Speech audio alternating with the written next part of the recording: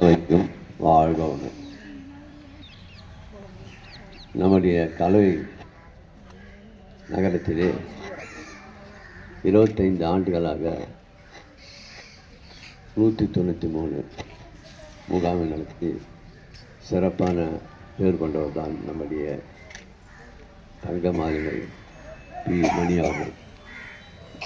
இவர் தங்கமாலிகை மணி அவர்கள் இவ்வளோ சிறப்பாக செய்வதற்கு காரணம் அவருடைய துணையார் தான் நான் சொல்லணும். நல்லா கை தட்டலாங்க. ஏன்னா சேவை செஞ்சுட்டு வீட்டுக்கு போனால் ஏன்பா தொழிலை பார்க்க விட்டுட்டு உனக்கு எதுக்கு இந்த வேலை இல்லான்னுவாங்க ஒவ்வொரு வீட்டில். சரியாக தானே சொல்கிறது.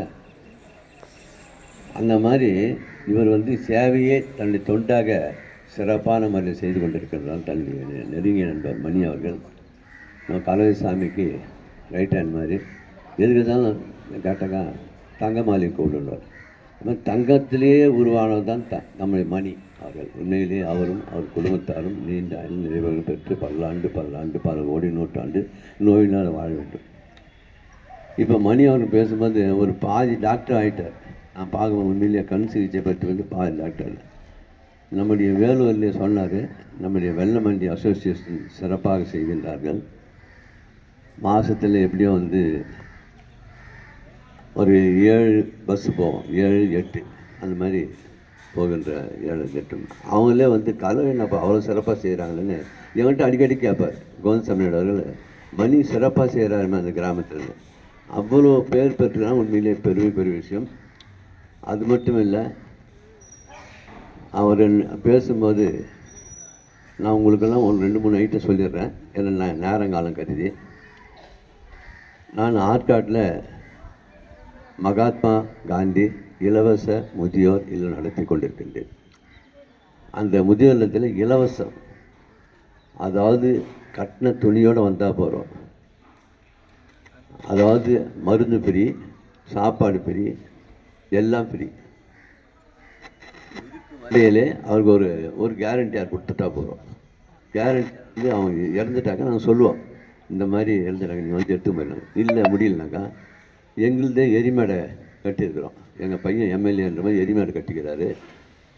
பெருமைக்காக சொல்லவில்லை, இந்தியாவிலேயே அந்த மாதிரி எரிமேடை கிடையாது. இந்தியாவிலே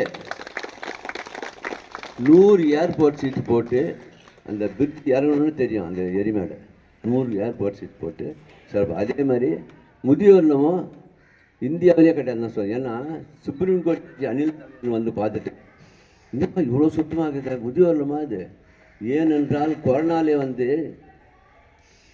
ஆரம்பித்தது. என் மகன் இதுமாதிரி கொரோனாவில் சாப்பாடு கொடுக்கணும்னு சொன்ன முன்னே ஆற்காடு, ராணிப்பேட்டை, வாலாஜி 3 ஊருக்கு 2012 ஆரம்பித்து இது 9 லட்சம் சாப்பாடு கொடுத்துக்கிறோம்.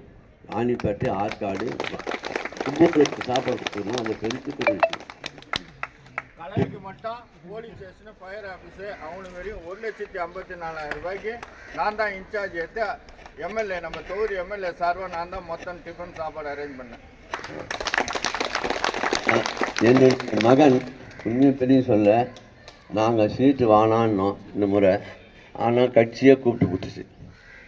ஆனால் இப்போது இந்த நிலையில் அவருக்கு வருமானம் சம்பாதிக்க சூழ்நிலை இல்லாதனால இது வரலாம் 10 கோடி ரூபா சொத்து விற்றுருக்குறோம். 10 கோடி ரூபா சொத்து விற்றுருக்குறோங்க. ஆமாம். ஏன்னா என்னுடைய மகனுக்கு என்னென்னா எல்லாம் பெருமை, தமிழ்நாடு ஃபுல்லாக ஈஸ்வரனா என்ற பேர் இருக்குது.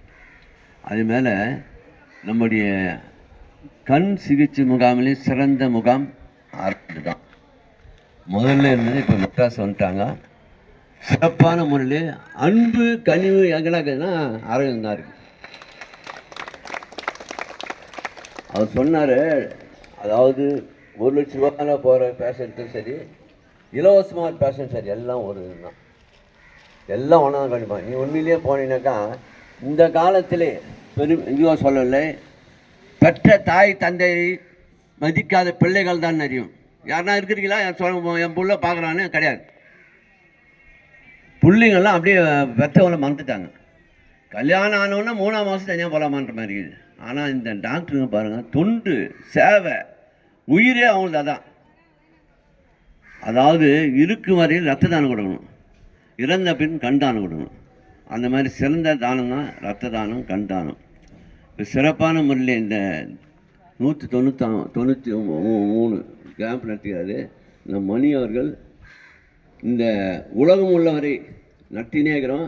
அவருக்கு அப்புறம் அவருக்கு பிள்ளைகள் பேரன்கள் எல்லாமே இந்த முகாம் நடத்த வேண்டும் என்று கூறி, இந்த டாக்டர் அவர்களுக்கு அன்பான வேண்டுகோள் என்னவென்றால், நீங்கள் ஒவ்வொரு முறையும் வரும்போது கலவைக்குன்னு கொஞ்சம் ஃபெசிலிட்டி கொடுத்து சிறப்பான இந்த பொதுமக்களை வயதானவர்கள் நன்றாக கவனித்து அனுப்பி வைக்குமாறு இந்த பணியுடன் கேட்டு விட்டுப்படுகின்றேன். நன்றி, வணக்கம், வாழ்க வளமுடன்.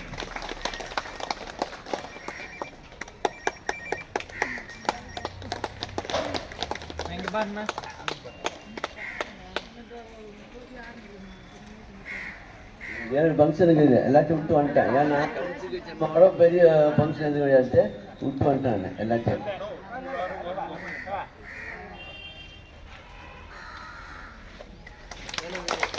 மகேந்திரன் அவர்களை இதில் வந்து நிறையா சர்வீஸ் பண்ணியிருக்காங்க. இப்போ பார்த்தீங்கன்னா